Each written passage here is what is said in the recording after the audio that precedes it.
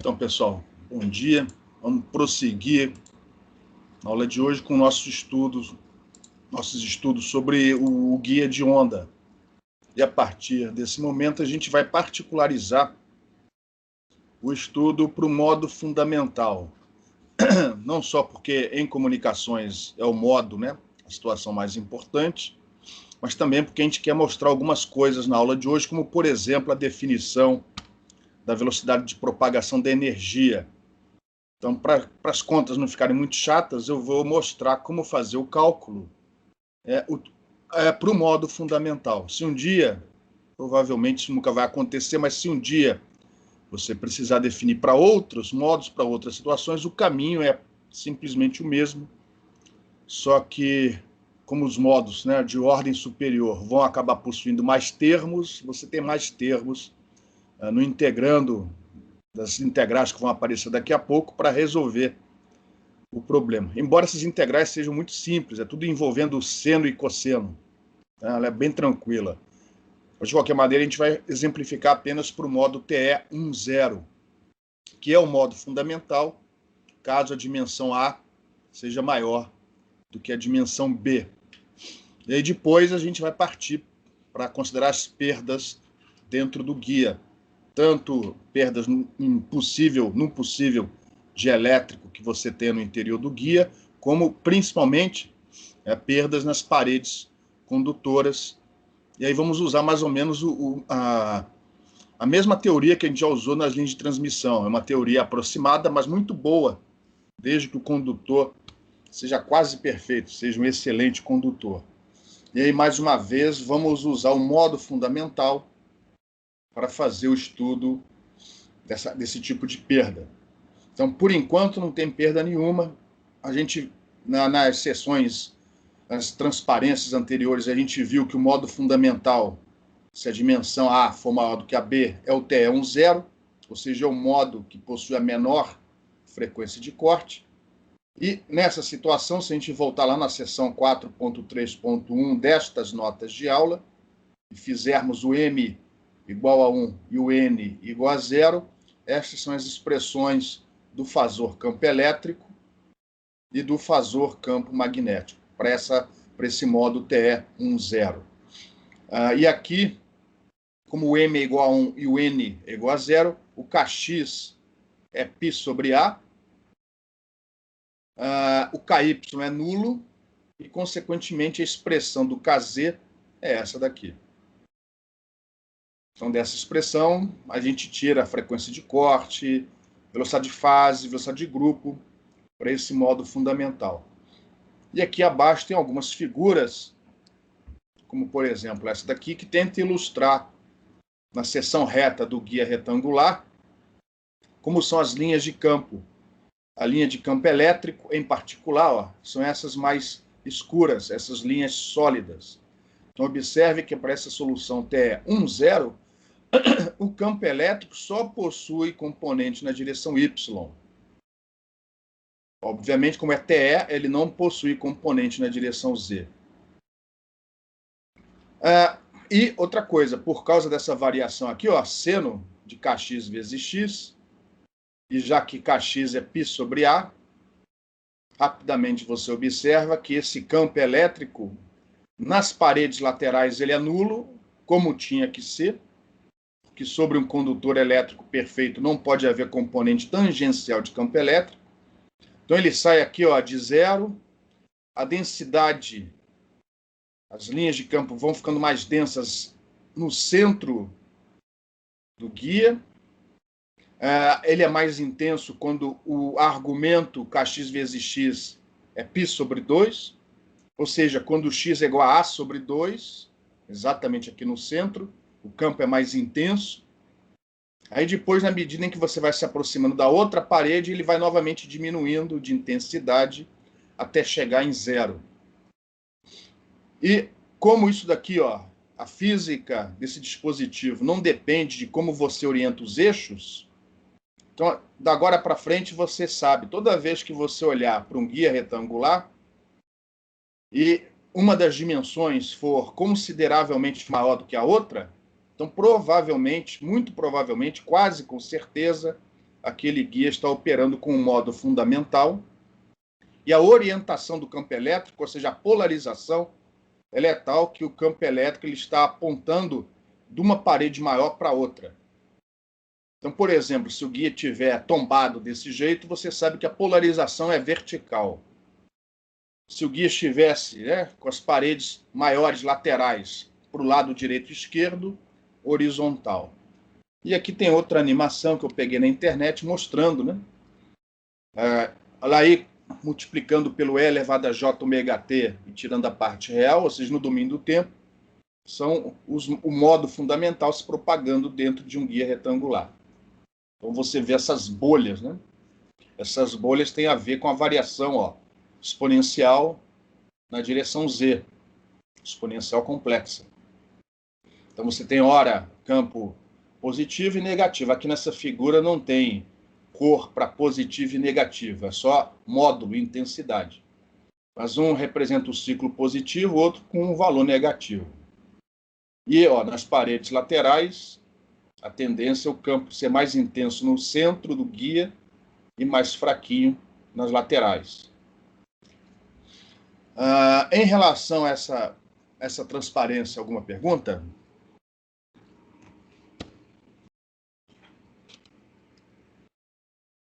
Então, o que nós vamos fazer agora, na próxima transparência, é começar a, primeiro, mostrar a fórmula de potência, sempre usando o modo TE10 como exemplo, né?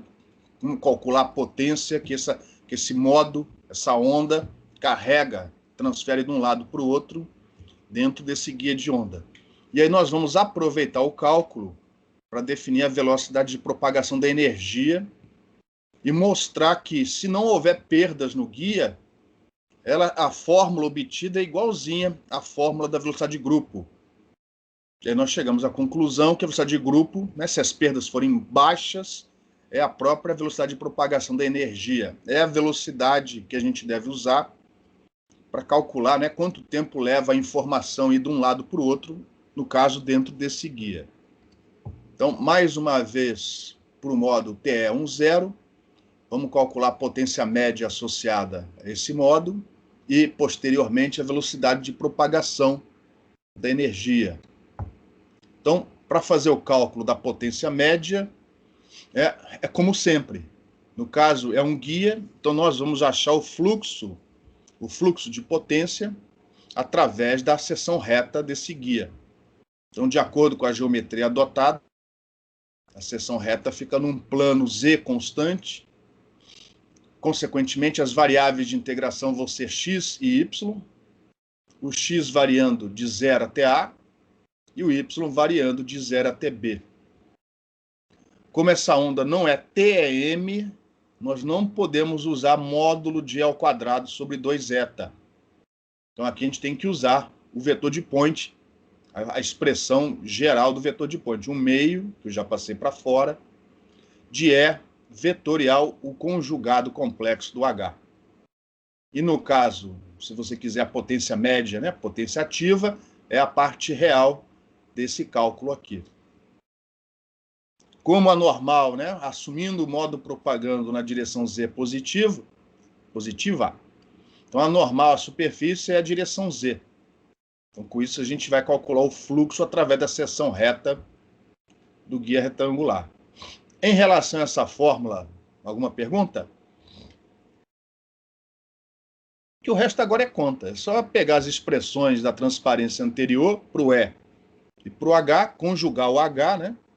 E fazer as contas. Por enquanto, ainda assumindo o guia sem perdas, sem perda alguma, né? E, obviamente, modo propagante. Se não houver propagação, não tem por que fazer esse cálculo aqui. Então, assumindo o modo propagante, sem perdas, modo TE10, ali estão as expressões da transparência anterior. A expressão do Hz, componente Z do campo magnético, a expressão do EY, e lembrando que através da impedância característica desse modo, nós temos a relação entre o EY e o Hx. Então, estão aqui as expressões que a gente precisa, vamos colocar lá dentro Então, antes de colocar as expressões todas, eu vou manter essa notação para facilitar a operação, esse produto vetorial. É y vetorial, o hx conjugado, mais o hz conjugado. Y vetorial x dá na direção menos z. Y vetorial z dá na direção x. E aí o que eu fiz aqui, ó, eu reescrevi o EY, repare, o EY, eu reescrevi ele como sendo menos z TE, né, a impedância característica do módulo vezes hx. Por isso que aqui, ó, apareceu módulo do hx. Veio um hx conjugado daqui vezes o hx que vem daqui, ó. E aqui ficou menos hx vezes hz conjugado. Bom, por que eu fiz isso?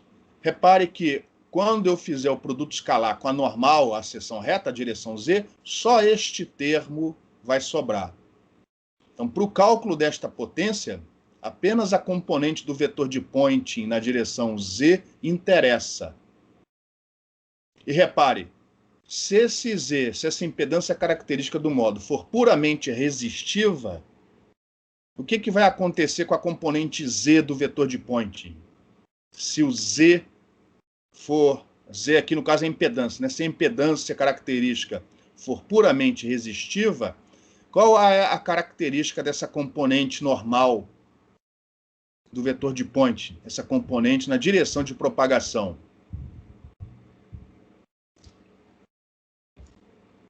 Alguém sabe? Alguém quer falar? Uma constante. Não só é constante, ela é puramente real. Real. Real. Né? E lógico, positivo, né? Porque a resistência vai ser positiva. Porque módulo de um fasor é sempre um valor real positivo. Então, repare, nós também podemos... Aqui não foi necessário, porque a expressão do K índice Z é simples. Mas uma outra maneira de você investigar se o módulo propaga ou não é investigando o comportamento da sua impedância característica.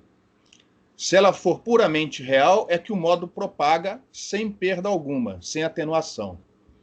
Se ela for puramente imaginária, puramente reativa, é porque o módulo é evanescente. Já a outra componente vai ser puramente imaginária, que isso aqui representa a onda estacionária, no caso, na direção x, né, batendo numa parede na outra. Então você tem um vetor de Poynting que é puramente complexo, já que ele tem uma componente transversal. Ó, se você pegar essas expressões e substituir aqui, você vai ver que isso vai dar um número puramente imaginário, vai aparecer um J. Só fazendo as contas para ver que é verdade. É porque isso aqui refere-se à onda estacionária que você tem batendo entre uma parede e outra. Mas isso aqui não importa para o nosso cálculo. Para o cálculo da potência, o que importa é a componente do vetor de Poynting na direção de propagação. Outra coisa, observe que o vetor de Poynting não tem apenas componente na direção de propagação, também tem essa componente transversa. Isso não deve vir com surpresa, porque isso aqui não é uma solução TEM. No caso, é uma solução TE. Então, como última observação, se a impedância característica for puramente resistiva, o módulo é propagante, enfim, lógico, na direção do eixo. No nosso caso, a direção é Z.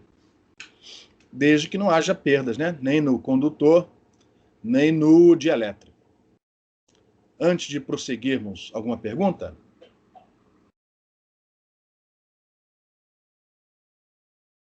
Professor, ali nas fórmulas tá πx sobre A. É o π vezes o x sobre o A ou é só o π sobre o A? O x sobre o A, perdão. Boa pergunta. Eu achei que isso estivesse claro. Π e x estão no numerador e o A no denominador. É π Ok. vezes x Beleza. dividido por A. Tá Ou, bom. se você preferir, é π que multiplica x sobre A. Beleza? Beleza. Foi só para economizar tamanho de linha, para caber tudo aí dentro. Mas eu acho que está claro, né? Π que multiplica x sobre A. O A só divide aí o x. Mas como Então, o pi multiplica beleza. isso, então ele tá dividindo todo mundo. Beleza ou não? Beleza. Sem problema. Então, vamos prosseguir. Agora eu vou pegar essas expressões e colocar, como eu só preciso da componente z, eu acho que eu só vou substituir a expressão do hx aqui dentro, né? Eu não me lembro, vamos ver agora. Não, eu fiz tudo. Só para deixar claro, ó, que a componente x do vetor de ponte é puramente imaginária, como eu tinha dito. Embora a gente só vá precisar desse termo para o cálculo, eu acabei colocando os dois termos, a componente z do vetor de point, né, só faltou dividir por 2, e aqui a componente x, como prometido, ó, puramente imaginária. Como tinha que ser, não tem propagação naquela direção. Isso daí só vai dar complexo se houver perdas, né? Ou seja, a onda, além de bater de um lado para o outro, ela vai dissipando, né? Porque o meio tem perdas. Como não é esse o caso aqui, então essa componente x, ó, deu puramente imaginária. De qualquer maneira, ela não é importante para o nosso cálculo. É apenas a componente z que interessa. Então, o que a gente vai fazer? Ó, essas constantes pulam para fora da integral e fica só esse seno quadrado dentro da integral. Integral de seno ao quadrado é tranquilo. Vocês fizeram essas contas trocentas mil vezes na hora de achar valor RMS, né? Na teoria de circuitos. Então, tá lá a integral. A integral em y, como o integrando não vai depender de y, a integral em y dá b. E a integral em x, como é seno ao quadrado, vai dar a sobre 2. Então, o resultado vai ser a vezes b dividido por 2. É o resultado dessa integral. E com isso você tem a menos da amplitude do seu modo, que não foi definida, né? Enquanto nós não dissermos quais são as fontes que geram aquele campo dentro do guia, não tem como determinar essa amplitude. Então aqui está a potência, a potência média associada ao modo TE 10 em função do módulo da amplitude do campo ao quadrado. Tem livros onde esta expressão é usada para normalizar a expressão do modo. De maneira que se o modo, né, nessa definição, se o modo for unitário, a potência é unitária. Basta você redefinir a amplitude do modo, obrigando isso daqui a ser igual a 1. Mas, enfim, a gente não vai fazer isso aqui, não existe essa necessidade. E aqui nós temos k ao quadrado menos kx ao quadrado. Isso também pode ser substituído por kz. A raiz quadrada, isso aqui é igual a kz. K índice z. E se tem kz, ômega mi, também dá para reescrever isso em termos da impedância característica do modo, tá? Então, dependendo do texto, você pode encontrar diferentes maneiras disso aqui estar escrito. A gente deixou desse jeito aqui. E aí nós vamos partir para definir a velocidade... Ah, perdão, desculpa, antes disso, alguma pergunta em relação a essa equação? Lembrando que isso aqui, ó, como a gente assumiu o modo propagante, isso aqui é real. Se o modo não for propagante, for evanescente, ó, isso aqui vai ser puramente imaginário, a potência é puramente reativa, como esperado. Não tem propagação, não tem potência ativa. Então, a gente vai aproveitar que a gente fez o cálculo da potência, vamos então definir e, na próxima transparência, explicar por que a fórmula para a velocidade de propagação da energia. Então, por definição, a gente vai tentar depois, fisicamente, justificar essa equação. Alguns dizem que isso daqui tem unidade de metros por segundo, então é a velocidade de propagação da energia. Eu acho que isso não é muito legal, então eu vou explicar de outra maneira nas próximas duas transparências. Mas, por enquanto, a definição. A velocidade de propagação da energia é o valor da potência dividido pela energia média, né, armazenada por unidade de comprimento. Então, esse cálculo aqui, ó, não é feito no volume. Não é feito no volume. Não é a energia média armazenada no volume. a energia média armazenada por unidade de comprimento. Então, você vai integrar o módulo do E ao quadrado e o módulo do H ao quadrado na seção reta do guia.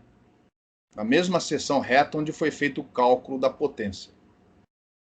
Então, essa energia média armazenada, obviamente, a energia média total é a soma da energia média armazenada no campo elétrico mais a energia média armazenada no campo magnético.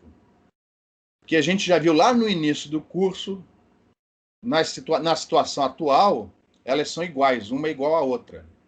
A gente só precisaria fazer um desses cálculos, ou esse, em cima do campo magnético, ou esse, em cima do campo elétrico, e multiplicar o resultado por 2. Eu vou aproveitar mais tarde o exemplo e fazer os dois cálculos e mostrar que os dois resultados são iguais. Tá? Então, de uma maneira geral, está aqui ó, a energia média armazenada por unidade de comprimento. Esse cálculo ainda tem que ser feito. O da potência já foi feito, pelo menos para o modo TE10. Mais tarde, a gente vai fazer este cálculo também para o modo TE10. Vamos dividir e vamos mostrar que o resultado dá igual ao resultado da velocidade de grupo. De maneira que, se as perdas forem desprezíveis dentro do guia, a velocidade de grupo é praticamente a velocidade de propagação da energia, tem significado físico e é a velocidade que você deve usar, e nunca de fase, sempre a velocidade de grupo.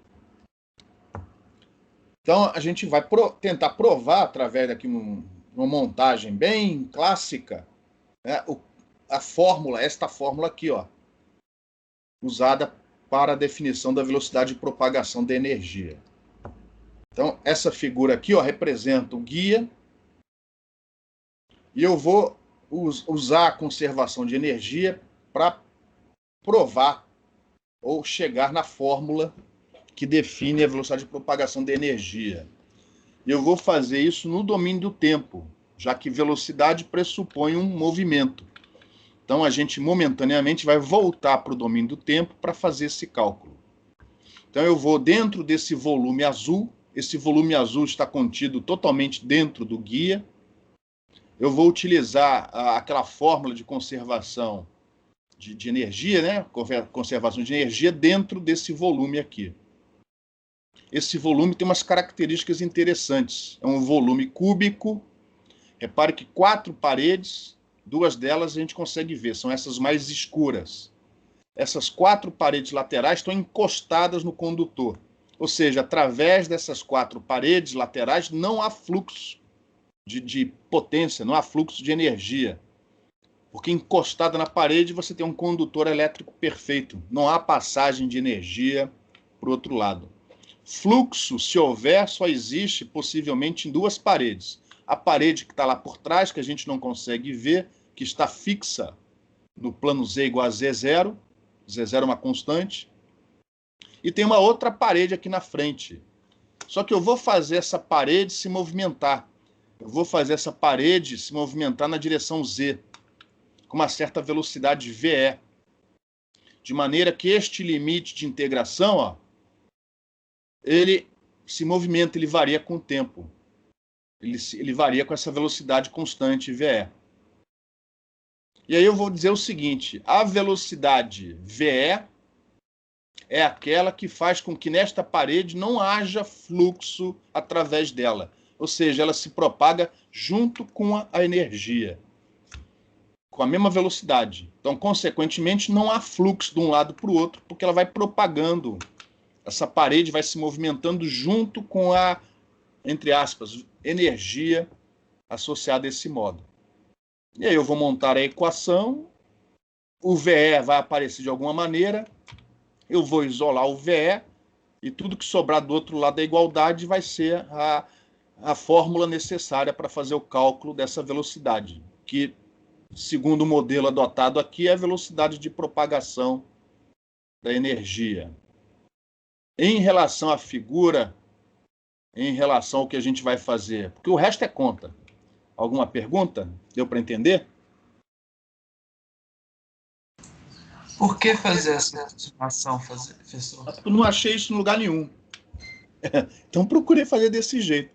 Porque eu não gosto de falar assim, Isso daqui tem unidade de velocidade, então isso é a velocidade da energia. Eu gosto de ver uma coisa mais robusta, um modelo mecânico. Algo que eu consiga enxergar ali, usando física clássica, né? Uma velocidade. É uma parede se movimentando, ela se movimenta junto com a energia, de maneira que não há fluxo através dela. Essa velocidade, para mim, vai ser a velocidade de propagação da energia. Se você procurar no livro o texto, não vai estar desse jeito. Ele vai simplesmente mostrar a fórmula anterior e dizer que aquilo ali é a velocidade de propagação da energia. Se você está satisfeito com aquilo, beleza. Pode pular essas duas transparências agora. Tranquilo ou não? A pergunta é, deu para entender o modelo? Deu sim. O objetivo? Agora a gente vai tacar as equações aqui, ó. Essas equações vocês já viram anteriormente. Lembrando que a gente voltou para o domínio do tempo. Como não tem fontes no interior desse volume, as fontes que geraram o modo ficaram lá para trás. Estão fora desse volume. Está um modo lá propagando sozinho. Então a gente pega a equação da conservação de energia e tira fora a contribuição que vem das correntes, das fontes. E fica só esses dois termos aqui, ó. Aonde este cara daqui é a potência que entra ou sai para dentro do volume. No caso daqui, ó, como não tem fonte aqui dentro, as fontes estão fora, só pode ser a potência que entra para dentro do volume. E ela só entra para dentro do volume através da parede de trás. Aqui pela frente não sai nada, porque, por definição, essa parede se movimenta com a mesma velocidade da propagação da energia. Então, a potência entra para aqui dentro e não sai daqui de dentro porque o volume vai aumentando. Ele vai aumentando, a potência vai entrando, e essa potência é aquela potência que a gente calculou antes. É a potência que atravessa a seção reta do guia. Aqui, por acaso, a seção reta está no plano Z igual a Z0. Mas podia estar em qualquer plano, né? Porque como não há perdas, você pode fazer esse cálculo em qualquer plano Z constante. Então, isso daqui, ó, essa derivada é a derivada da energia média armazenada, da energia armazenada no campo eletromagnético no interior do volume. É igual à potência do modo que entra pela parede de trás. Aqui não é potência média, porque isso aqui é no domínio do tempo, então é a potência instantânea, energia instantânea. Isso aqui, ó, é a derivada temporal dessa energia armazenada no interior do volume, que é igual à potência que entra por trás, pela parede em Z igual a Z0, que por sua vez é a potência associada ao modo. Quando passarmos de volta para o domínio fasorial, né, potência média, isso aqui vai virar potência média, isso aqui vai virar a energia média armazenada, tá? Mas por enquanto no domínio do tempo. Então lembrando que essa energia média, essa energia armazenada no campo elétrico é epsilon, lembrando que o dielétrico é ideal, então o epsilon é a própria permissividade do dielétrico. É o epsilon sobre 2, módulo do E ao quadrado, e para o campo magnético é o μ sobre 2, módulo de H ao quadrado. E Pin é a potência instantânea que entra no volume através da parede fixa em Z igual a Z0. Isso daqui, em princípio, a gente sabe calcular. Fizemos esse cálculo para o valor médio, umas transparências lá para trás. Falta agora manipular esse termo e, de alguma maneira, vai aparecer o VE. Eu já vou dizer onde o VE vai aparecer. Vai aparecer num dos limites de integração aqui, ó, na integral associada à coordenada Z. Alguma pergunta? Podemos prosseguir? Então agora vamos tratar esta integral de volume aqui, ó, e a sua variação temporal. Então eu quebrei a integral de volume numa integral sobre a seção reta do guia e outra integral aqui, ó, em relação à coordenada Z. Sendo que os limites de integração, como já tinha sido antecipado, ó, limite inferior é Z0 e o limite superior ele varia com o tempo. E aí você tem aqui a derivada temporal, né, parcial, né, desse negócio daqui, ó. Sendo que esse negócio aqui, ó, tem uma integral cujo o limite superior de integração, ó, varia com o tempo. Vocês provavelmente estudaram isso daí em cálculo 1. A gente aplica o teorema de Leibniz. Então, se você tem essa derivada dessa integral, o resultado é a integral da derivada do integrando mais o integrando vezes a derivada do limite de integração. Não vamos provar isso. Vocês devem ter estudado isso em cálculo 1. Como o limite de integração é simples, né? Olha só ele aqui. Essa derivada temporal é simplesmente VE. Isso daqui, ó, vai ser energia por unidade de comprimento, ó, porque ela é integrada só na seção reta. A gente está quase na fórmula. O que está faltando é tentar mostrar que isso daqui é igual a zero. Que isso daqui, ó, não varia com o tempo. E a explicação é relativamente simples. Repare, isso daqui, ó, é o comportamento da energia sobre a seção reta do guia. O que aconteceria se essa parede não estivesse se movimentando? Se esse VE fosse igual a zero? Ou se esse VE, melhor dizendo, isso aqui fosse uma constante. Se você estivesse integrando de Z0 até Z1 e não houvesse velocidade, como é que é o comportamento dessa energia armazenada no campo elétrico e no campo magnético? A variação dela. Deixa eu falar melhor. Oi, Bonanto, pode falar. Eu ia perguntar se é como se fosse uma cavidade de tamanho fixo. Não, eu não falei direito. Deixa eu refazer o que eu falei. O que aconteceria? Esquece a equação. Olha para a figura aqui, ó. O que aconteceria em termos de conservação de energia se essa parede estivesse parada? Uma parede parada. O que aconteceria? Entraria o módulo por trás e a potência associada a esse modo entra por trás e sairia pela frente. E como não há dissipação aqui dentro, a potência que entra por trás é a mesma que sai pela frente. E, consequentemente, a energia média armazenada seria uma constante, ela não varia com o tempo. Porque, afinal de contas, se entra por um lado, sai pelo outro, a derivada disso aqui tem que ser igual a zero. Então, isso mostra que este termo daqui, ó, que não depende do que acontece ao longo da coordenada z e, consequentemente, não depende disso daqui, do tempo, esse termo que aparece aqui não varia com o tempo. A sua derivada temporal é nula. E, consequentemente, esta integral aqui é simplesmente dada por isso. Ou seja, a potência que entra lá por trás é igual à velocidade de propagação da energia, definida dessa maneira, vezes a energia armazenada no campo eletromagnético por unidade de comprimento. Se você usar valores médios, aí chega na equação que a gente apresentou antes. E é assim que eu estou provando aqui para vocês a fórmula anterior, que realmente isso daí é a velocidade de propagação da energia. E aí nós vamos mostrar o cálculo dessa velocidade para o modo TE 10. A potência média desse modo já foi calculada. Está faltando calcular essa parte aqui de baixo, que também não é difícil, porque é tudo seno ao quadrado, cosseno ao quadrado, essas integrais são tranquilas. Alguma pergunta por enquanto?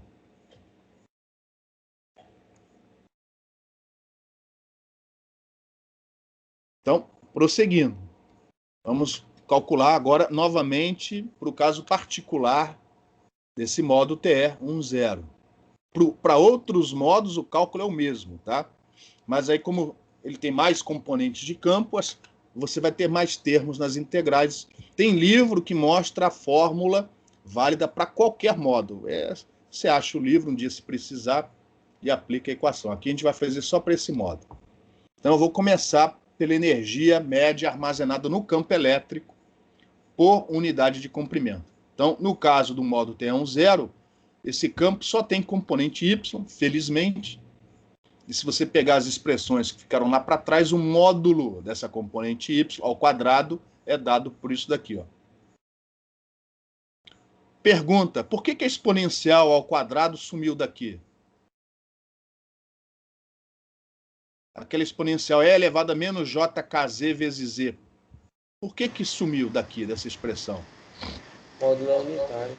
Isso, está prestando atenção. O módulo, como o kz é real, o módulo daquilo é unitário. Se tiver perdas de dissipação, aí você teria aqui, ó, uma exponencial cujo argumento ia depender do alfa, né, do alfa z, da parte imaginária do kz. Mas como aqui não tem perdas e o módulo é propagante, aquela exponencial tem módulo unitário, por isso que não aparece aqui. Aí eu jogo lá para dentro da integral. Repare, mais uma vez, o integrando não depende de y, só de x. A integral em y vai dar b. E a integral de seno ao quadrado, ó, vai dar a sobre 2. Então, mais uma vez, a integral dá a vezes b sobre 2. Como eu integrei só na seção reta, isso daqui é a energia média armazenada no campo elétrico por unidade de comprimento, que é igual à energia média armazenada no campo magnético por unidade de comprimento. Mas, apesar de a gente saber o resultado, eu fiz aqui a conta novamente, ó, sem necessidade para o campo magnético. Aqui é um tiquinho mais chato, porque o campo magnético desse modo tem duas componentes, na direção x e na direção z. E aqui tem que calcular tudo, tá? Aqui não tem direção. Aqui não tem fluxo, aqui é energia naquela seção reta. Então tem que levar em conta as duas componentes, x e z também. Então, passando o módulo do campo magnético em evidência para fora, ó, em evidência para fora não, em evidência, aqui está o módulo do hx ao quadrado e aqui está o módulo do hz ao quadrado. Então, na verdade, são duas integrais. Mas repare, nenhuma delas depende de y, então a integral em y vai dar novamente b, e as duas são ou seno ou cosseno ao quadrado, vai dar a sobre 2, tanto uma como a outra. A única diferença vai ser essa constante aqui, ó. Então repare, o AB sobre 2 eu passei também para fora, e aqui ficou 1 mais essa constante aqui ao quadrado. E aí, se você manipular, né, essa expressão aqui, você vai ver que dá o mesmo resultado de cima. Então, a gente fez o cálculo à toa. Era só pegar o resultado de cima e multiplicar por 2. Mas eu aproveitei o exercício para reforçar, ó, que na situação atual, a energia média armazenada no campo elétrico é igual à energia média armazenada no campo magnético. E a total é a soma das duas. E aí eu peguei a expressão obtida no início da aula para a potência média associada a esse modo, fiz o cálculo da energia média armazenada no campo eletromagnético por unidade de comprimento. Repare que o módulo da amplitude do campo, o módulo de H10, corta em cima e embaixo, ó, ou seja, o resultado não depende da intensidade do campo, porque o meio é suposto linear. No final você manipula e olha o que você chega aqui, ó. Kz dividido por ômega mi epsilon. Esse resultado vale para qualquer modo. A gente só provou para o TE10. Mas dá para provar, não estamos fazendo isso aqui, que isso vale para qualquer modo. E mais do que isso, esta é a fórmula que a gente obteve na semana passada para a velocidade de grupo. Pode conferir. Então a gente chega à conclusão que a velocidade de grupo, pelo menos, né, quando não houver perdas, ou então, se elas forem desprezíveis, muito pequenas, a velocidade de grupo é a velocidade de propagação da energia. Chegamos nesse resultado por dois caminhos distintos, dois caminhos diferentes. Então está aqui a prova, mais uma vez relembrando, né? Essa expressão do Kz. No caso, o Kz é real, é o próprio beta Z. o inverso da derivada em relação a ômega é a velocidade de grupo. Então a gente chega no resultado que a gente acabou de chegar, Kz dividido por ômega mi epsilon. Ou seja, a velocidade de grupo é a velocidade de propagação da energia.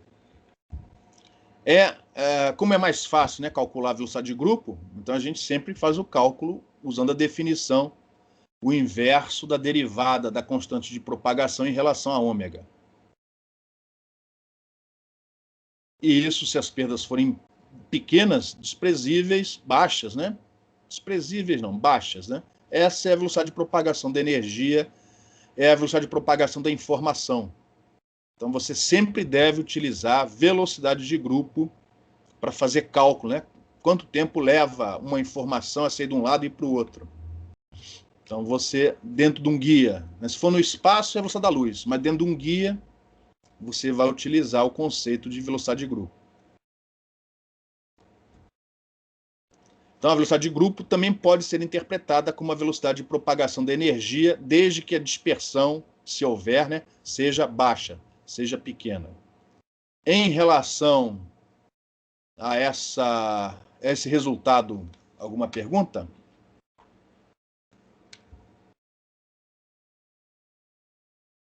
Como sobrou espaço na transparência, eu coloquei aqui novamente algo que já tínhamos visto lá atrás, quando a gente estudou a potência complexa.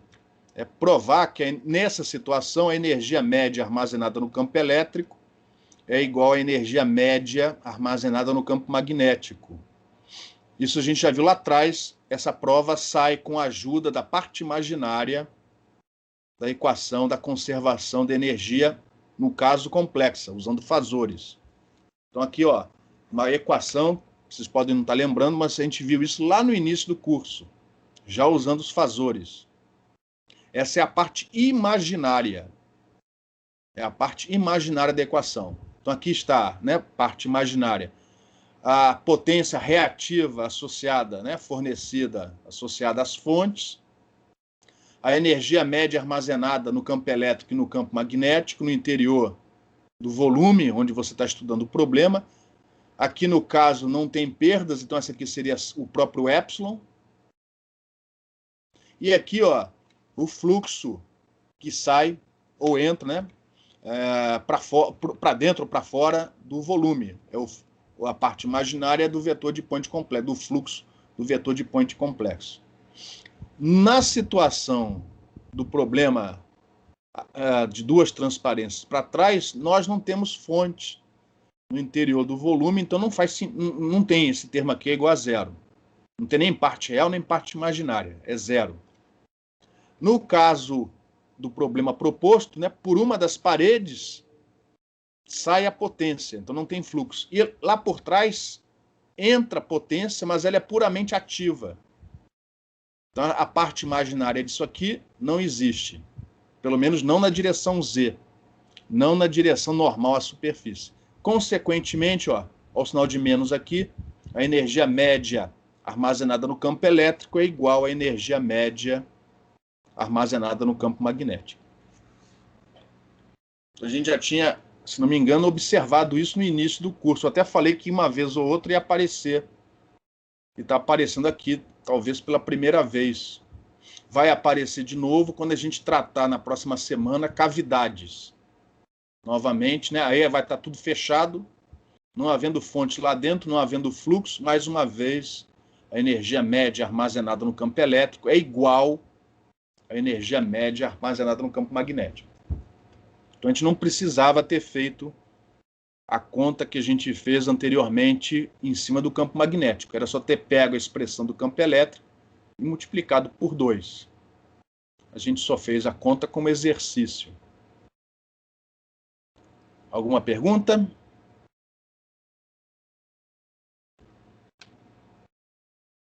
Então agora, se eu não estou enganado, o que está faltando aqui é calcular ou ver o que acontece quando você tem perdas no guia.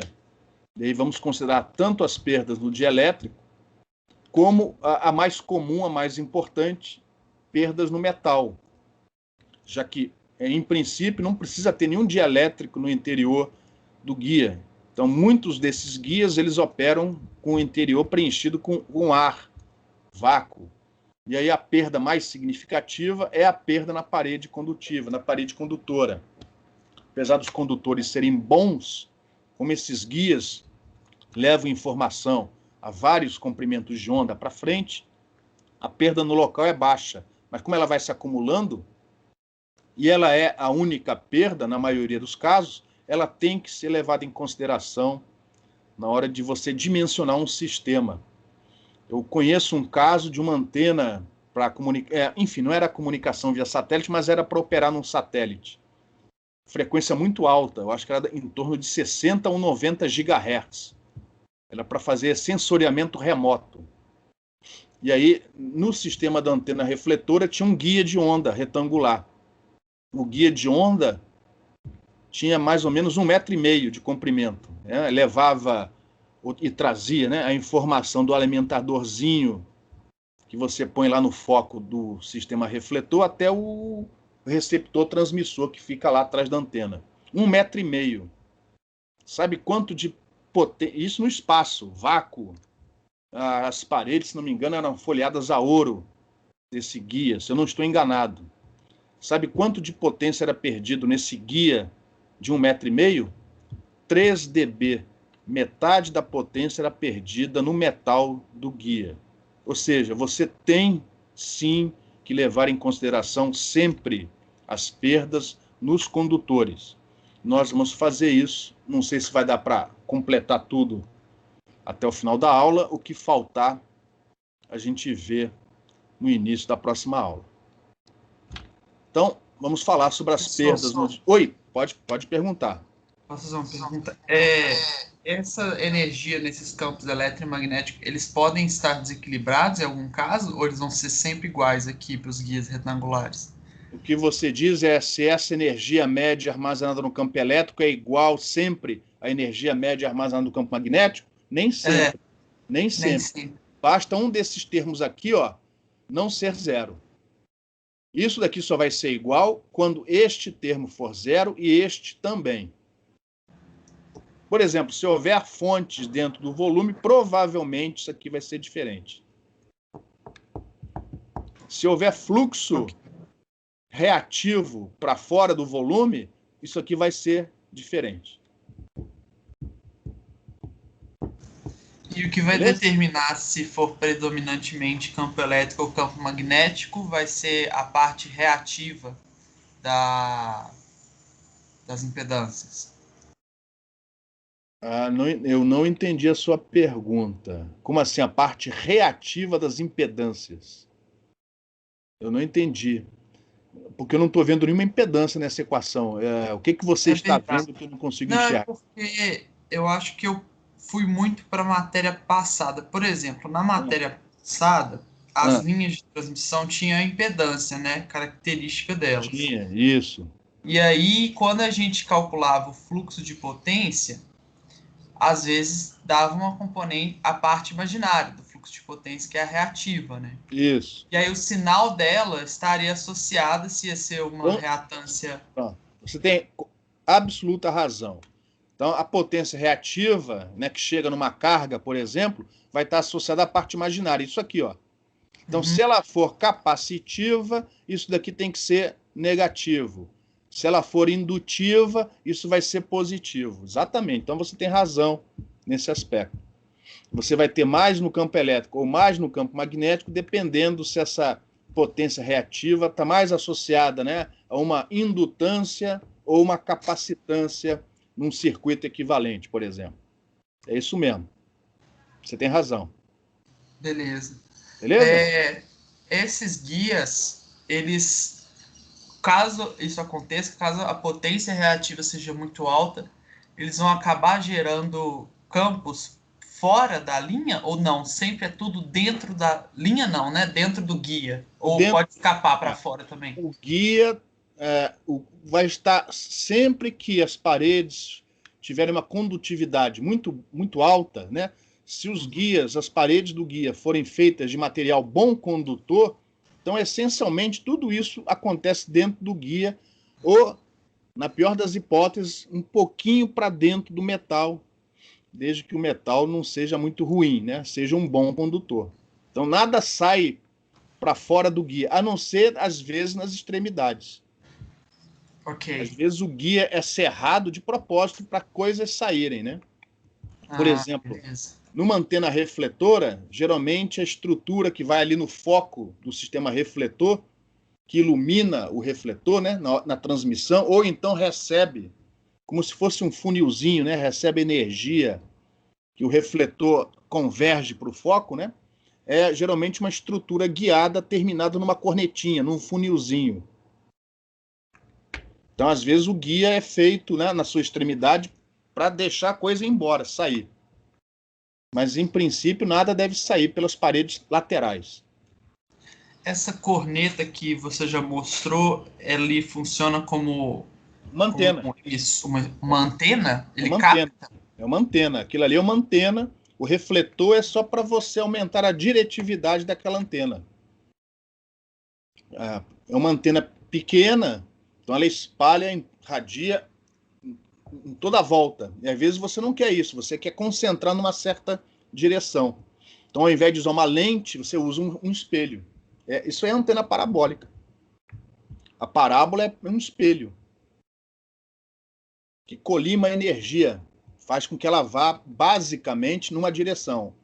Basicamente não, ela vai com mais intensidade numa certa direção. Por exemplo, comunicação via satélite.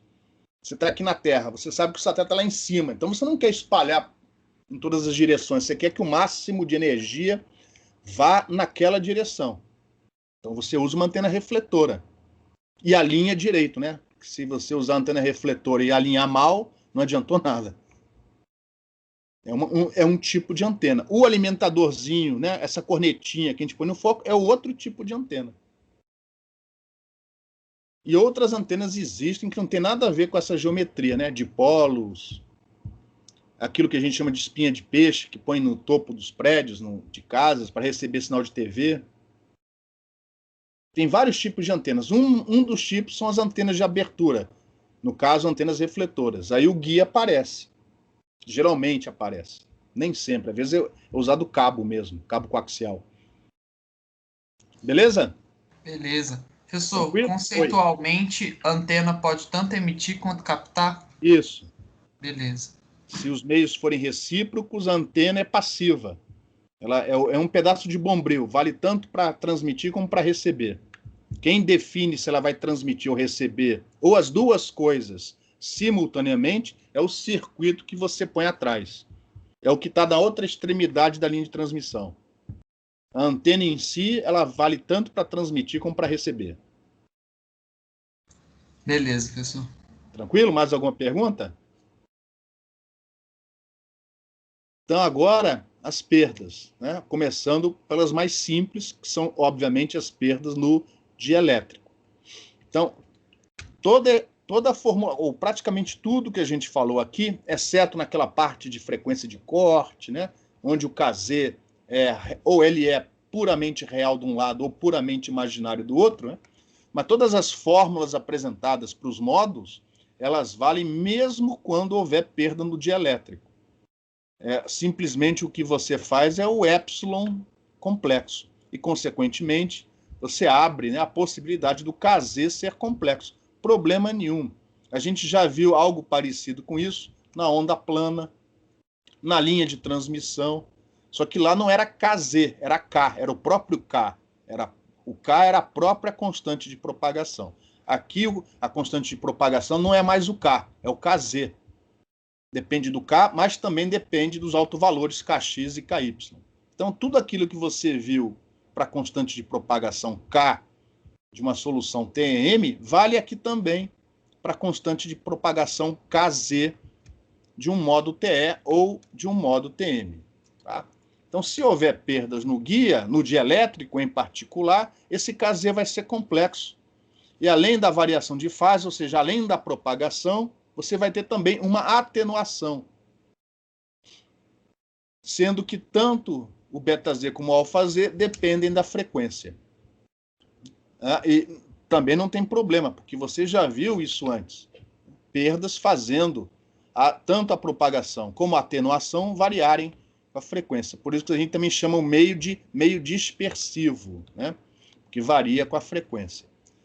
Na medida em que o sinal vai se propagando, né? Chega uma hora que ele já está tão distorcido, tão atenuado, o espectro já está tão distorcido que você não consegue mais demodular aquele sinal, retirar informação lá de dentro.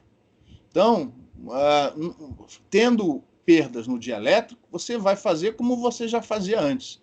Comprimento de onda guiado, velocidade de fase, velocidade de grupo, tudo isso é calculado em cima da parte real da constante de propagação, aqui chamada de beta-z. E o que sobra, o alfa-z, vai entrar na exponencial com um argumento real. Na hora de tirar módulo de campo, ele vai permanecer. Porque, óbvio, se tem perdas, a densidade de potência cai na medida em que o módulo vai se propagando. Então, tudo isso matematicamente, você vai agir como já fazia antes. Não vai ter motivo nenhum para desespero se por acaso houver perdas no dielétrico. E as equações são basicamente as mesmas. O problema, quer dizer, não é um problema, é que se o Kz for complexo, né, ele tem parte real, parte imaginária, por exemplo, por causa das perdas no dielétrico, você já não tem mais uma frequência de corte. Porque é impossível você ter um certo meio, né, uma certa geometria, onde tanto o beta-z como o alfa-z são nulos simultaneamente, entendeu? Então, provavelmente não vai existir uma frequência de corte. Ou seja, o modo vai sempre propagar com atenuação. Agora, o que a gente pode antecipar é que se as perdas forem pequenas, ou seja, se o beta-z for muito maior que o alfa-z, então você vai definir uma frequência de corte assumindo o alfa-z nulo, tá? E a partir daquela frequência de corte, você vai ter o seguinte: quanto mais afastado você estiver da frequência de corte, mais propagante ou mais evanescente é o modo, dependendo se a frequência é para cima ou para baixo. Mas no caso de perdas, você não tem mais uma frequência de corte que te diga, daqui para lá o modo é propagante, daqui para cá ele é evanescente. Sempre haverá uma propagação com a atenuação da amplitude. Mais ou menos intensa, aí vai depender da geometria, do material, da frequência de operação, etc. Mas tudo isso é estudado em cima dessa constante de propagação. E você sabe como fazer. Então, caso haja perdas somente no dielétrico, a gente vai deixar as perdas no condutor para daqui a pouco. Por enquanto, o condutor continua perfeito e as perdas ocorrem apenas no dielétrico. E aí já me perguntaram isso há umas aulas para trás.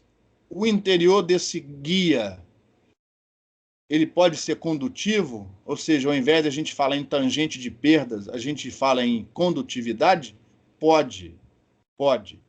Mas eu aqui, para que a gente não se confunda, né? A condutividade do meio no interior com a condutividade das paredes, eu sempre vou tratar o meio interior como sendo um dielétrico.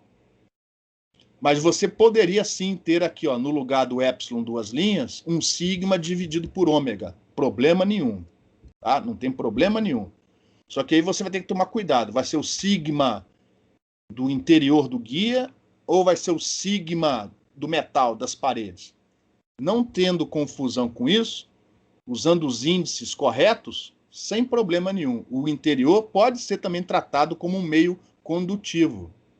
Problema nenhum. Eu só não vou fazer isso aqui para não haver confusão, tá? Para não gerar confusão para vocês. Mas, em princípio, você pode sim trocar esse epsilon duas linhas por um sigma dividido por ômega. Desde que você não se esqueça que aquele sigma é do meio no interior do guia e não das paredes desse guia. Então, essa é a expressão aqui, E vocês estão vendo que vai ser impossível, né? A não ser uma combinação muito... Acho que nem isso.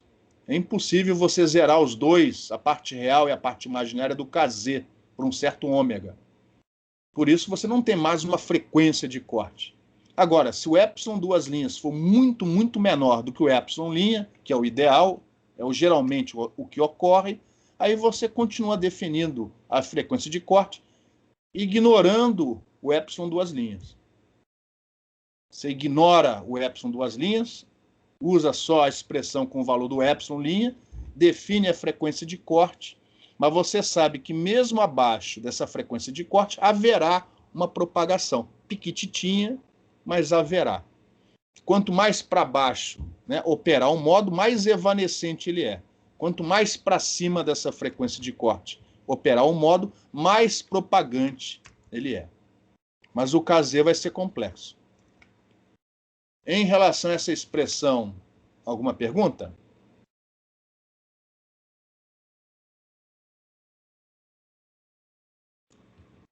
Então, vamos prosseguir.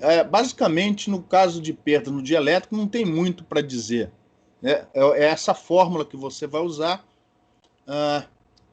que era o que já acontecia antes com o K. Só que agora é o KZ. É uma fórmula um pouquinho mais chata, mas não é muito complicada também, né? Agora o KX ou o KY, ou ambos serão diferentes de zero. Então o comportamento disso aqui não é exatamente igual ao que a gente tem antes para a solução TM. Então o modo em questão é sempre atenuado e geralmente não é possível determinar uma frequência de corte, já que não vai ser possível, por uma certa frequência, tanto o beta-Z como o alfa-Z serem nulos simultaneamente. Se as perdas, isso eu já falei, isso eu estou repetindo para ver se eu não esqueço alguma coisa. Se as perdas no dielétrico forem pequenas, ou seja, se o epsilon duas linhas for muito menor que o epsilon linha, ou se você estiver tratando o meio como condutivo, se o sigma sobre ômega for muito menor que o epsilon daquele meio dielétrico ou daquele meio condutivo, você continua definindo a frequência de corte, como sempre, como uma referência, e para isso você faz o cálculo assumindo a parte imaginária da permissividade complexa nula. Mas, mesmo assim, né, você sabe que tanto acima da frequência como abaixo da frequência de corte, o KZ vai ser complexo. Mas aí a gente espera que quanto maior for a frequência em relação à frequência de corte, maior será o beta-Z em relação ao alfa-Z. E na direção contrária é o oposto. Tá? Então você vai ter um modo mais propagante ou mais evanescente, dependendo da posição da frequência em relação a essa frequência de corte. Em relação a esses três comentários nessa transparência, alguma pergunta?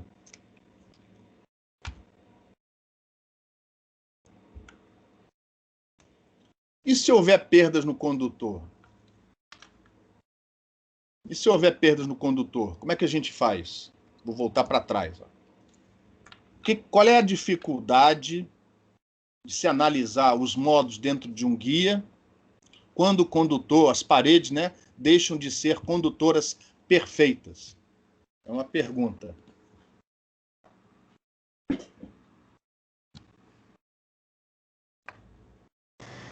Vai ter a componente tangencial?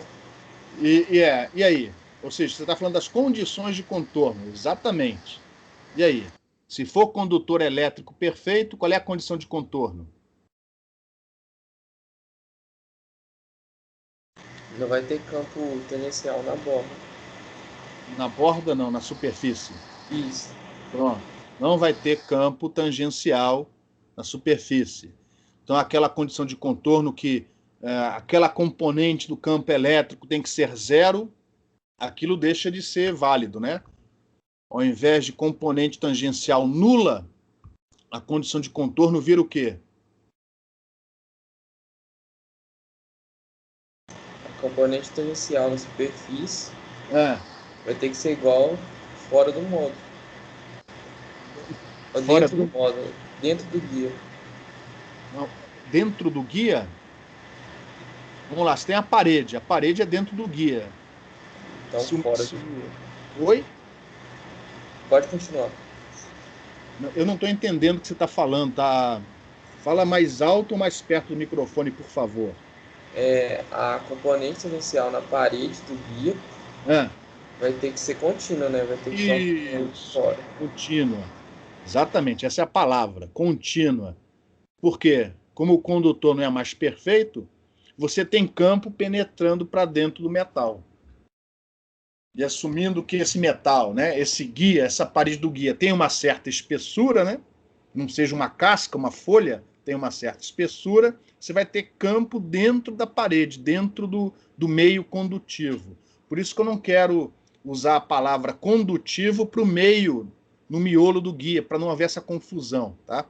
Então você vai ter o meio no miolo de elétrico e dentro da parede um meio condutivo, de preferência com a condutividade absurdamente alta, né? Tipicamente dezenas de megasiemens por metro, mas você vai ter um campo ali no interior, de maneira que a condição de contorno não é mais campo tangencial nulo, e sim campo tangencial contínuo. E aí o valor do Kx e do Ky vão para o espaço. Aqueles valores múltiplo de π sobre A, múltiplo de π sobre B, eles foram obtidos obrigando lá um seno a ser igual a zero em certas posições. E agora isso não vai acontecer. Então, o cálculo fica extraordinariamente complicado. Então, se o seu guia não tem mais as paredes condutoras perfeitas, o cálculo fica complicado. Mas se o condutor, né, for muito bom em radiofrequência, bons condutores são cobre, alumínio. Então, esses guias geralmente são feitos de alumínio, parede, né? Cobre, alumínio, ouro. Às vezes, em certas aplicações, o pessoal usa ouro, quando é uma coisa muito, né, específica, algo muito, enfim, comunicações ultra sofisticadas. O condutor é muito bom, de maneira que a expressão do campo é praticamente idêntica à que a gente calculou antes, assumindo o condutor perfeito. Pouca diferença, tá? Tanto que, às vezes, geralmente o pessoal nos cursos ignora a perda no condutor. Fala de velocidade de fase, de grupo, mas ignora perdas no condutor. Mas, na prática, elas têm que ser levadas em consideração, porque elas podem ser localmente pequenas e o campo ter mais ou menos aquele formato. Mas, se o guia for comprido em relação ao comprimento de onda guiado, essas perdas vão se acumulando e elas têm que ser levadas em consideração. Então, o que a gente faz aqui é uma aproximação idêntica, é a mesma coisa que a gente fez antes para a linha de transmissão. A gente vai assumir que o campo é o mesmo do campo no guia perdas, e de maneira que a gente vai aplicar aquela condição de contorno sobre uma superfície condutora perfeita, né? JS é igual a N vetorial H, ou seja, a corrente induzida na superfície é igual a N, a normal, a superfície naquele ponto, vetorial, o campo magnético, H. E usar essa corrente induzida na superfície para calcular a potência dissipada por unidade de comprimento, tá? E aí a gente vai acrescentar, muito parecido com o que foi feito antes. A gente acrescenta um αc, na verdade um menos J, αc ao Kz. De maneira que, se houver também perdas no interior do guia, essas perdas já estão aqui dentro do K índice Z, na parte imaginária do epsilon complexo. Se não houver perdas no interior do guia, não tem importância. O Kz é real, é aquele que a gente já viu antes. Só eu vou sair daqui da frente que eu vou ligar aqui a fonte. Só um momentinho. Pronto. O Kz é o mesmo de antes. Você só vai acrescentar isso daqui, ó, menos J-alfa-C. Onde esse alfa-C leva em consideração a atenuação provocada pelas perdas no metal, nas paredes do guia, no metal. Na medida em que a condutividade do metal tende para o infinito, esse alfa-C tende para zero.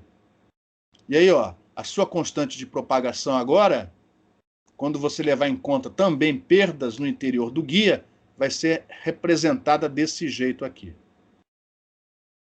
Até o momento, a gente assumiu o guia sem perdas. Então, tanto e sendo o modo propagante, o alfa-Z e o alfa-C eram nulos. A partir de agora, a gente vai assumir perdas no guia. Então, ou um deles aqui vai ser diferente de zero. E na prática, o alfa-C é sempre diferente de zero. porque não existe condutor perfeito. Existe bom condutor, mas perfeito não existe. E aí a gente vê a atenuação da amplitude do campo, consequentemente da energia, né? Consequentemente da potência. Agora a potência que atravessa uma seção reta não vai ser igual se você fizer o mesmo cálculo alguns metros depois, vai ser menor, porque você vai ter perdas no meio do caminho. A energia média armazenada no campo elétrico deixa de ser igual à energia média armazenada no campo magnético, porque aquele fluxo não é mais nulo, e por aí vai. Só que todos esses cálculos você sabe fazer. Você já fez antes para a onda TEM, agora é só repetir para aqui também. Então a gente vai limitar o estudo simplesmente a fazer o cálculo do alfa. O alfa Z você já sabe fazer o cálculo, em cima do KZ. Mas no início da próxima aula é fazer o cálculo, e nós vamos usar um modo TE10 para fazer esse cálculo. A gente não vai fazer para todos os modos, só para o modo TE10. Como calcular essa atenuação, essa constante de atenuação associada às perdas no condutor. Antes de prosseguirmos, alguma pergunta?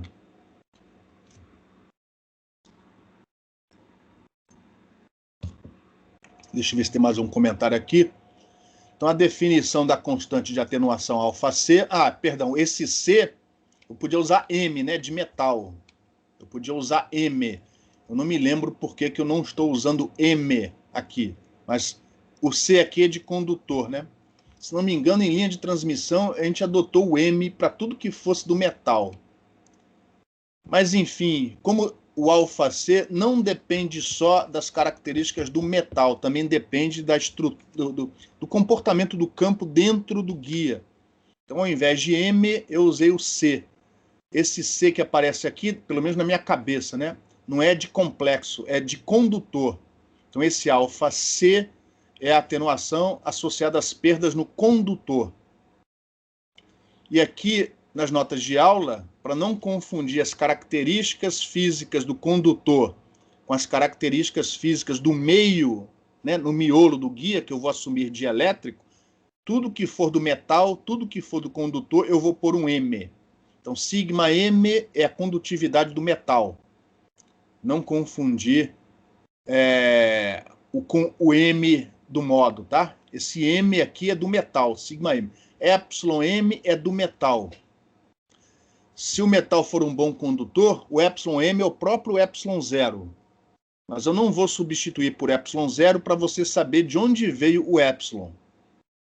Toda vez que tiver M é que o epsilon veio do metal. Mesma coisa com a permeabilidade. Para um bom condutor, a permeabilidade é praticamente a do vácuo, é μ0. Tá? Mas eu vou deixar μm só para você saber de onde veio aquela permeabilidade. No final, na hora de obter um valor, aí você substitui pelos valores daquele meio. Tá? Mas eu vou deixar aqui nas fórmulas sempre o M toda vez que aquela característica vier do metal, do condutor. E a atenuação baseia-se o cálculo do alfa-C baseia-se no conceito de impedância de superfície para um bom condutor.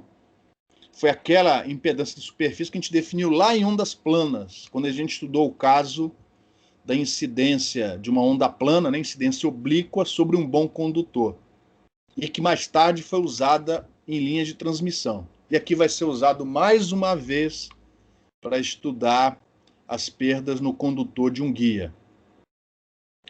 Antes de continuarmos, alguma pergunta?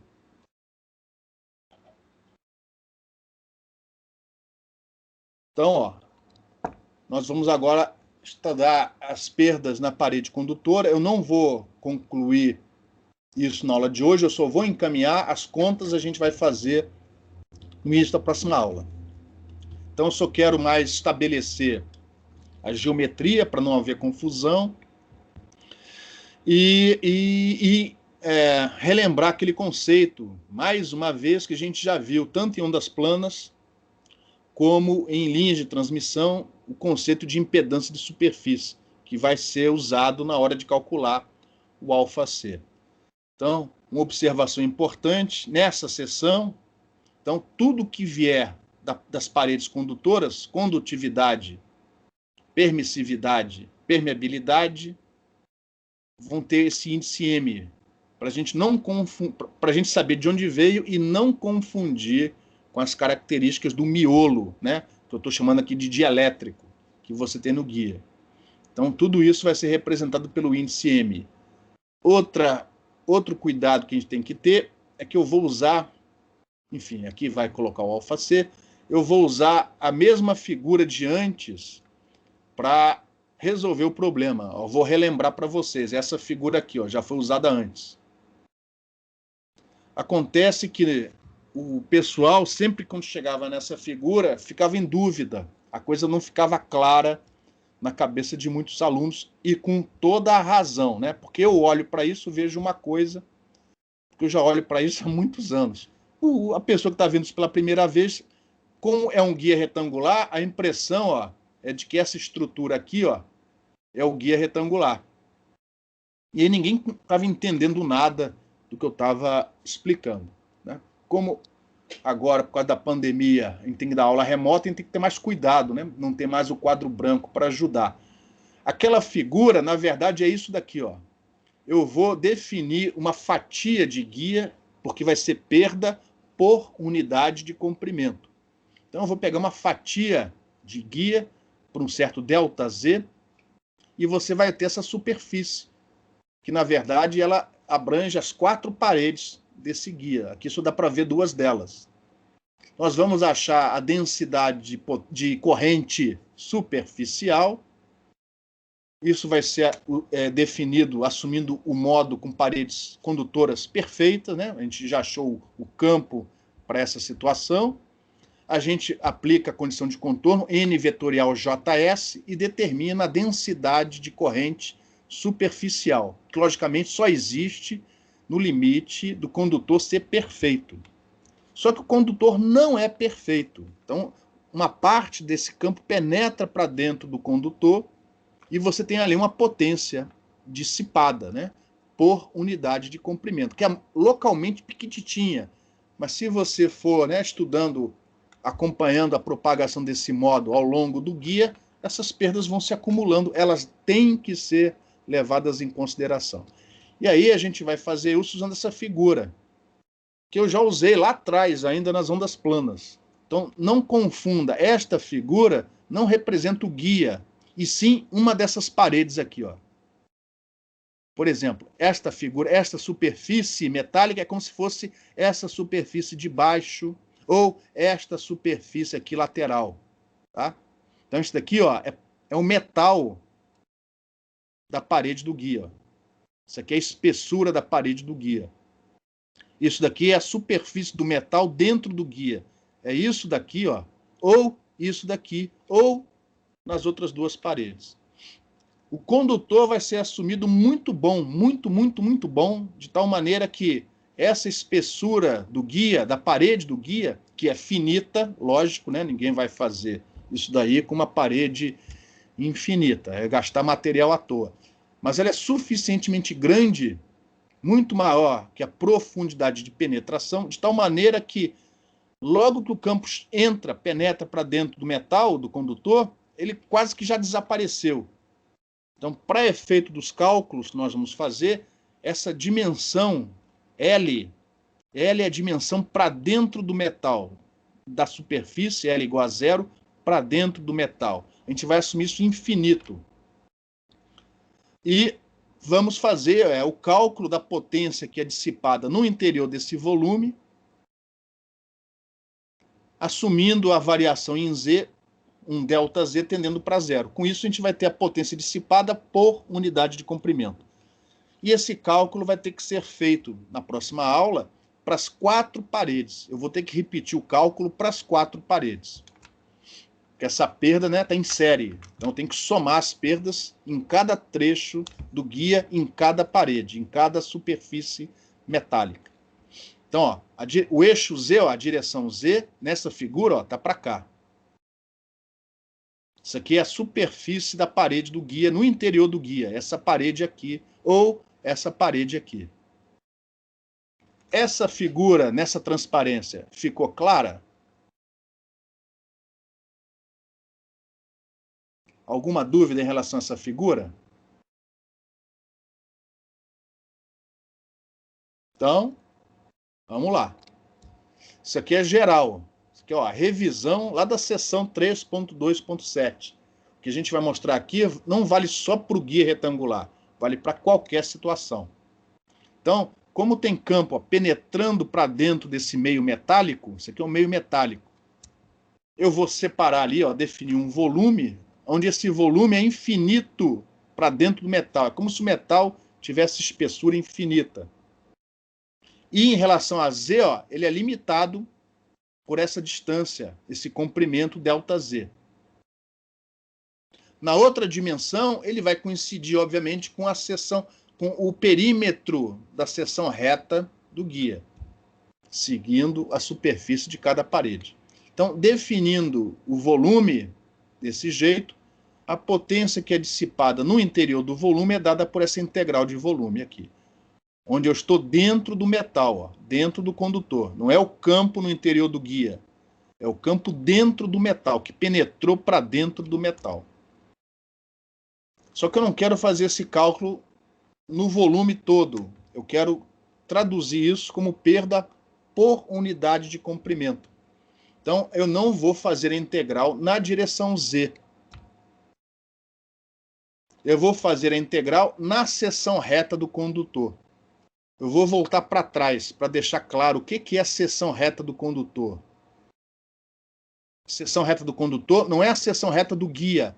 É isso daqui, é a seção reta do condutor. Nessa figura seria isso daqui, Essa coisa daqui representa a seção reta do condutor. Aonde, da normal para dentro, estou assumindo infinito. Na direção Z, num comprimento infinitesimal ΔZ. Na outra direção, é o perímetro da seção reta do guia. No caso aqui, um perímetro quadrado, ou retangular. Então, isso daqui, nessa cor lilás, isso é que eu estou chamando de seção reta do condutor.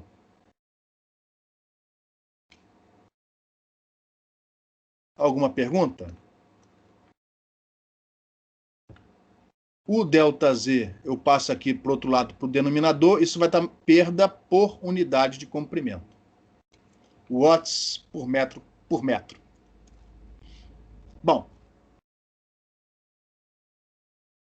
E aí, como já foi visto antes, dentro do metal, dentro do condutor, se esse condutor for quase perfeito, for um excelente condutor, essa onda quase que se comporta como uma onda TEM propagando para o interior do metal.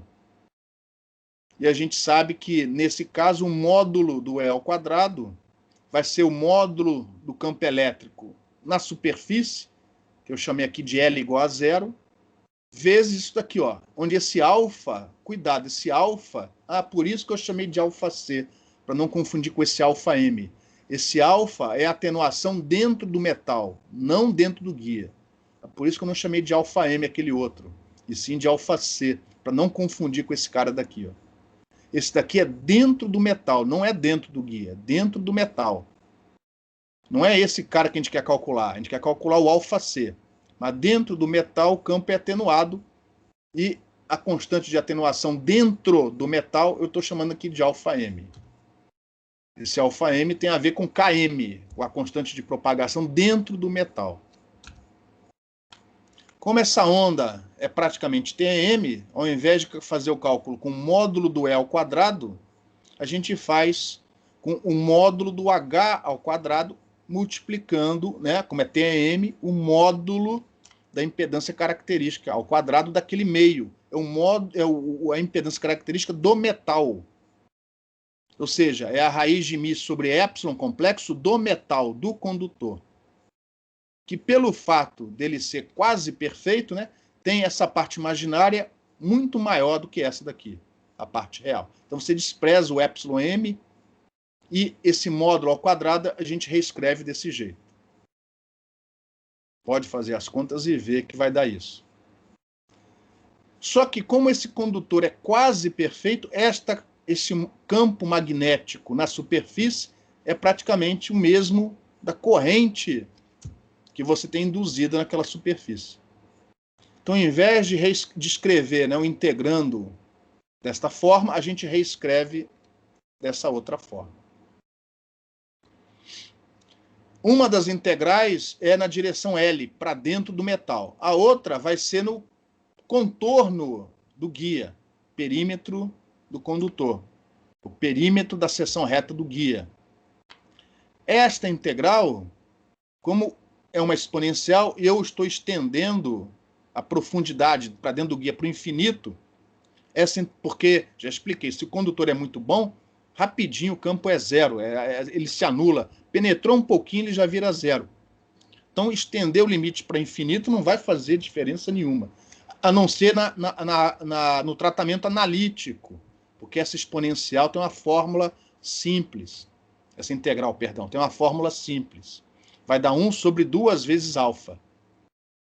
Lembrando que o alfa é o inverso da profundidade de penetração. Essa integral também é a profundidade de penetração dividido por 2. Tem essa fórmula daqui. Ó. Aí a gente substitui essa expressão aqui e no final ficamos com uma integral, né, uma expressão um pouco mais simples. Aí a gente define isso daqui como a corrente total que flui através da superfície condutora e associa isso a uma resistência de superfície. Esse meio aqui é porque, como a gente está usando fasores, né?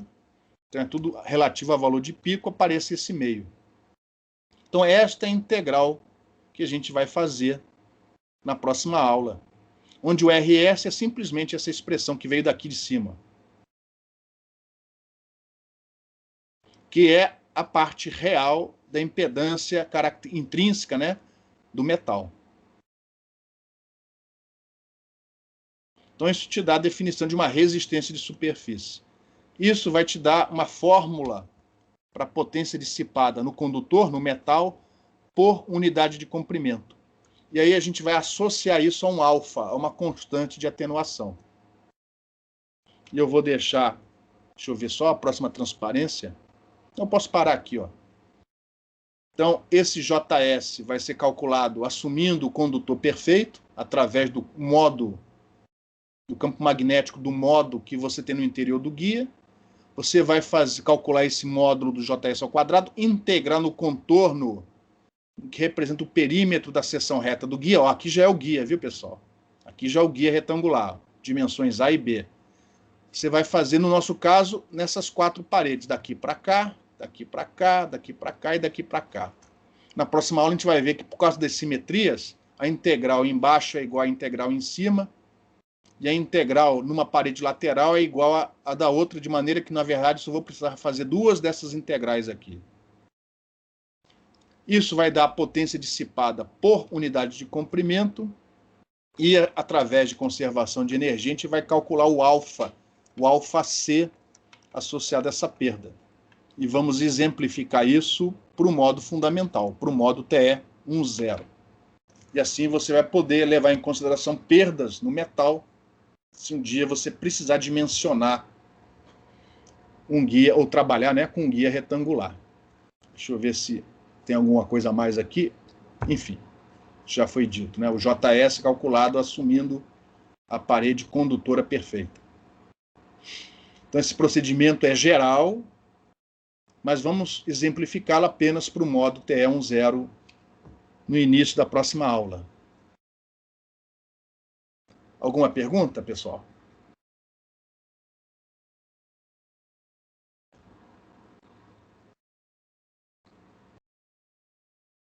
Então, não tendo perguntas, eu vou parar a aula por aqui. Está só faltando isso para a gente terminar a parte do guia retangular, né? A gente vai, na próxima aula, calcular o JS nas 4 paredes, fazer o cálculo da potência dissipada por unidade de comprimento em cada uma das paredes, utilizar conservação de energia para, através da potência dissipada, calcular o alfa C, e chegamos na fórmula do alfa C para o modo TE 10. Depende das características do modo, das dimensões do guia, das características no interior do dielétrico e das características do metal. Depende de tudo. Aí, em alguns livros, aparecem gráficos desse alfa-C, por exemplo, onde a gente mostra que a menor perda é obtida quando a razão B sobre A tende para 1. Que é algo que a gente não consegue visualizar, né? Por que que o guia quadrado é o que vai ter a menor perda no metal para o modo TE10? Então a gente consegue ver daquela equação anterior. Por isso que num problema que a gente resolveu na semana passada, a gente escolheu o maior valor possível para o B, sem razão nenhuma, né? Falei assim, mais tarde a gente vai entender por quê. Que repare, quanto maior for a razão B sobre A, menores são as perdas no metal. Aqui, ó, o gráfico alfa-C para uma razão B sobre A de 1 para 10. Ou seja, o B é 10 vezes menor que o A. E aqui, ó, é o mesmo gráfico, a mesma variação para uma razão B sobre A igual a 1. Então, a atenuação, a perda, é muito menor quando a razão B sobre A tende para 1. Então, você deve, na medida do possível, dependendo das outras restrições, né? Início da faixa, final da faixa, margem de segurança, dentro daquilo ali, sempre usar a maior razão B sobre A possível. No caso do exercício, a gente conseguiu B sobre A de 1,5. Esse gráfico aqui, ó. Foi o melhor que a gente pôde fazer para aquela situação. Se vocês olharem na internet figuras de guia retangular, vocês vão ver que a maior parte deles tem mais ou menos uma razão B sobre A igual a 1,5, ou perto disso. E a razão é o comportamento da perda associado ao metal para o modo TE10. Isso a gente vai ver com mais calma, né, na próxima quarta-feira. Não tendo perguntas, pessoal, eu vou encerrar aqui a gravação. Daqui a pouco eu passo a aula de hoje